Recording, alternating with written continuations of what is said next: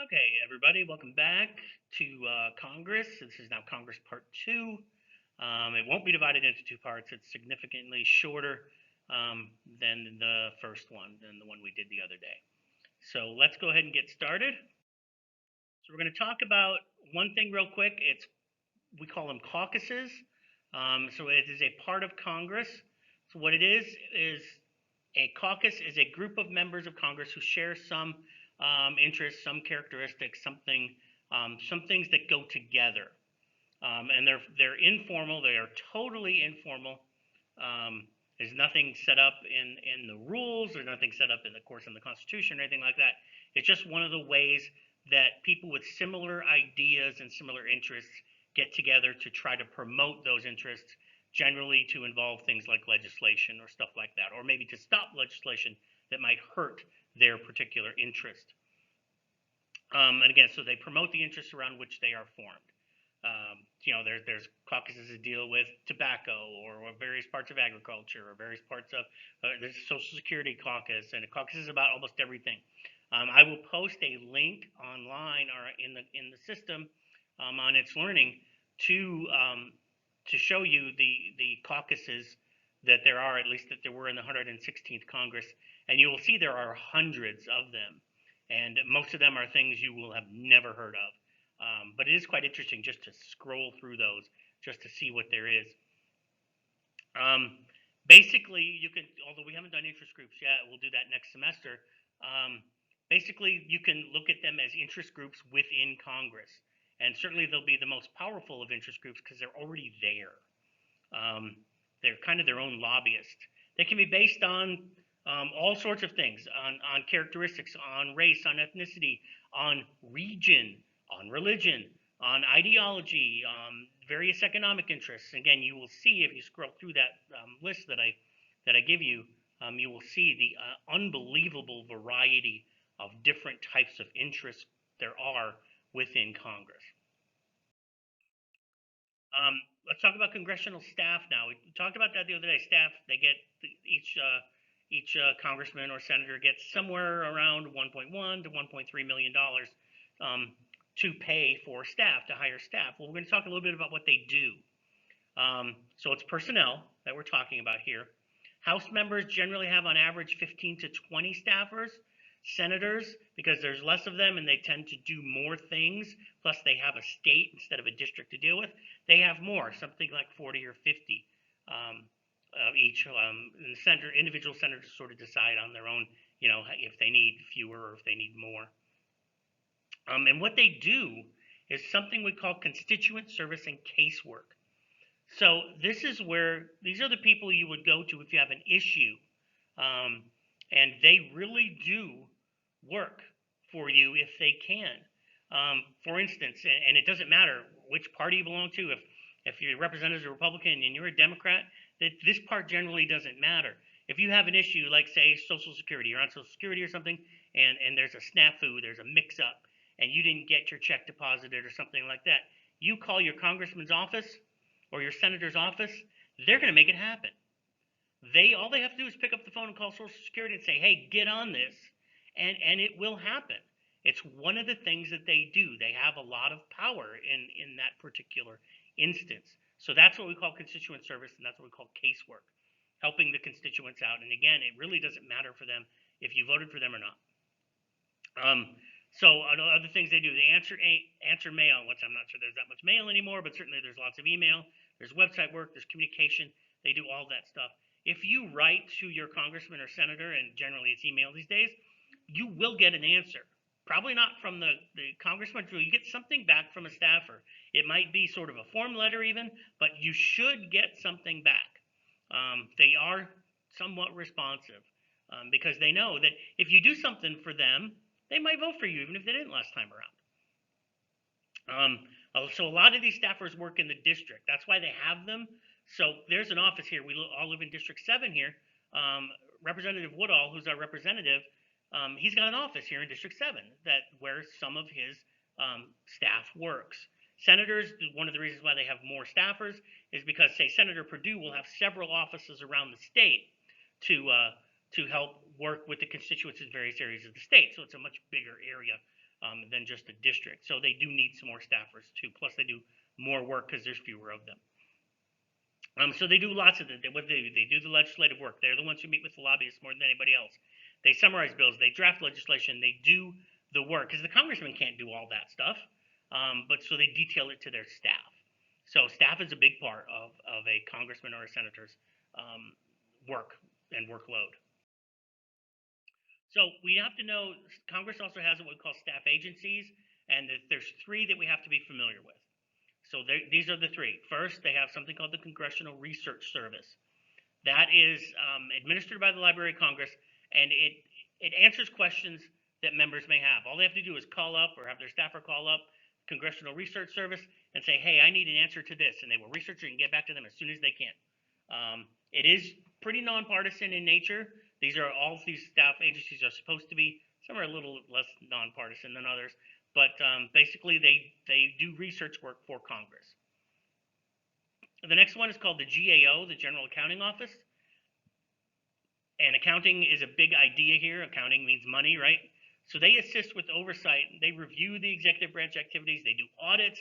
They set accounting standards. If any of you out there want to be an accountant, when you go through college, the standards that you use are set by the General Accounting Office. And they really review, again, it's the money. They review how the money's spent. So they do that work. So then the legislators can get access to that work and go from there. And the last one is, if you've ever heard of any of these, this is the one you've heard of. It's the CBO, or the Congressional Budget Office. They analyze the budget. They make projections. They do policy costs, effects of tax policy. This is where they'll come up with, okay, if we do this tax cut, it'll cost this much money. The Congressional Budget Office is responsible for figuring those things out. Or if we do if we do this budget, it'll do this to the economy. It'll improve the economy by this much. It'll have a drag on the economy by this much. Something like that.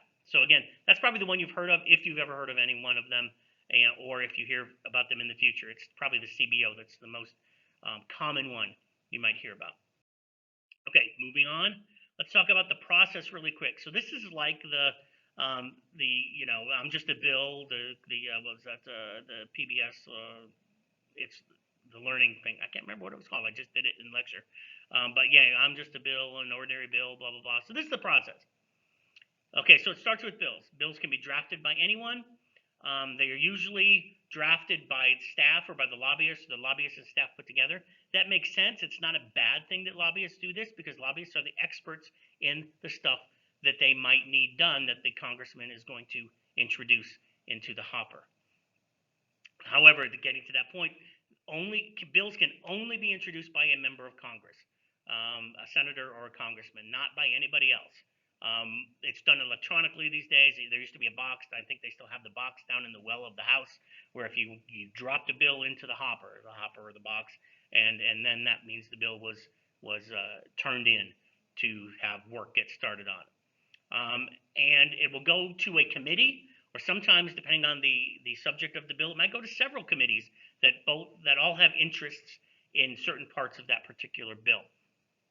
And when you get a chance, you can just look at this. It's all it is a chart or a flow chart, and you can see the way it goes. It goes through the same process in the House and the Senate.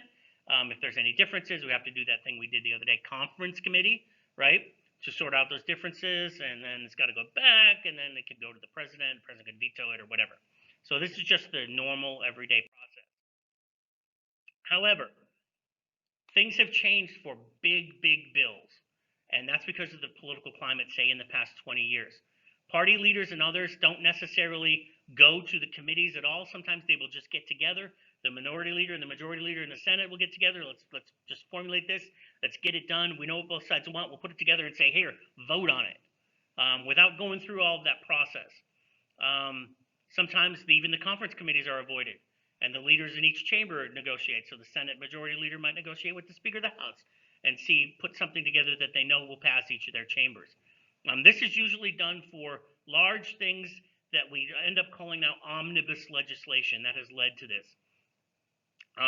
What omnibus bills are is putting a whole bunch of different things into one bill. It usually happens with the budget, because they never get a budget passed on time. The budget is due today. The fiscal year ends today, so the budget for next year is due, but it's not done. So what they've done is this thing called a continuing resolution. So they'll keep spending money at the same level they've been spending until they get a budget put together. And I think the deadline's in December, and they'll probably extend it after that. But what will happen is they will put these different ideas, different areas of the budget. There's usually like 16 spending bills, and they might put 13 who haven't been passed and put them all together in one piece of big omnibus legislation. And that's not done in the committees. That is done between the leadership. And a lot of that gets done these days. Okay, let's talk about two different things, bills and how they're amended. You have to know two different things for the House and the Senate. Number one, remember the House decide by the Rules Committee how many amendments, if any, can be added to a bill or to attempt to be added to a bill. The thing about the House, the amendments to a bill have to be approved by the main committee, and then you have this term, germaneness. A bill in the House, if you want to attach an amendment to a bill in the House, it has to be germane, which means, if you don't know what it means, it has to be related to the topic of the bill. Okay, that is very important. It's a big difference, as you'll see. In the Senate, that is not a requirement. The bill, any amendment to a bill does not have to be germane. So you can throw anything you want if you want to try to add an amendment to a bill. You might have the defense bill and you have a civil rights issue. You might just try to add that onto that bill, even though it has nothing to do with it. It doesn't have to be germane. Those are called riders, and they're added for the benefit of members, and we'll talk a little bit about that in a moment. Some other things that can be added, it's called pork. It sort of fills this idea as well. So that starts the other add-ons. The pork barrel. Direct specific funds to projects within states or districts. This is what our two readings are about for this time around. So there's not a lot here. Earmarks are also considered pork. Addition of funds in a bill directed for very specific purposes in specific districts. Add something basically to get a congressman who's wavering to vote for this. If you put something in his district, then he might be happy and he can go back home and claim credit for bringing home the bacon, another relation to pork. And again, you'll see more of that in the readings today. A couple other differences. The House has something called a discharge petition. If there's something stuck in committee, but some want it moved to the floor, they can try to vote it out and not go through the Rules Committee. It's very rare because the majority has to agree to it, and if the majority is holding it up, then you're not going to get a majority to agree to it. So it's very rare, but it is something that happens. In the Senate, we talked about holds as far as filibusters go. And they also have this thing called unanimous consent. Unanimous consent can speed up the process. They can do that to end debate. All they can do is say, I ask for unanimous consent to pass this bill. If nobody objects, it passes without anybody voting on it. Okay? As long as nobody objects. If one senator holds it up, then it's a hold, and it really goes to that filibuster idea. Last slide for today. The relationship between Congress and the president. This is a weird thing to say, and that's why there's a question mark here. The president is sometimes called the chief legislator. That is really odd. Why is that odd? Because the president is not a legislator. But here's how it works. Sometimes it's considered that way because presidents have their agenda and they want Congress to pass it. So presidents largely submit things for bills to try to get Congress to pass them because they've promised them in their campaigns or whatever. Presidents are their own best lobbyists. Much of the work, of course, is done by the president's staff, and we'll talk about that when we talk about the president in the executive branch. I'm going quickly here because I'm running out of time. The last thing here is presidential leadership is at the margins, and the question is why. Here's what we mean by that. The president is not going to get, in this case, Trump is not going to get Nancy Pelosi to go along. Nancy Pelosi, the Speaker of the House, is a hardcore Democrat. The president is a hardcore Republican. They are not going to go along, but there might be some people in the middle. And if the president can get a couple people, if he needs just a couple more people to get his thing passed, he can go in there and perhaps try to help them by adding something or something like that. So maybe he can get a couple more representatives to get himself across the line. He's not going to get the hardcore Democrats. A Democratic president's not going to get the hardcore Republicans, but they might get some of those representatives or senators that are sort of in the middle. And that's what we mean by that. It's at the margins. Not going to get the hardcore. So that's what we mean by that. Okay, so that's the last thing for today. You have two different readings, very short this time though. They're about pork, and you'll have some questions to answer. And then we'll do one more lecture this week on Friday. All right, we'll see you later.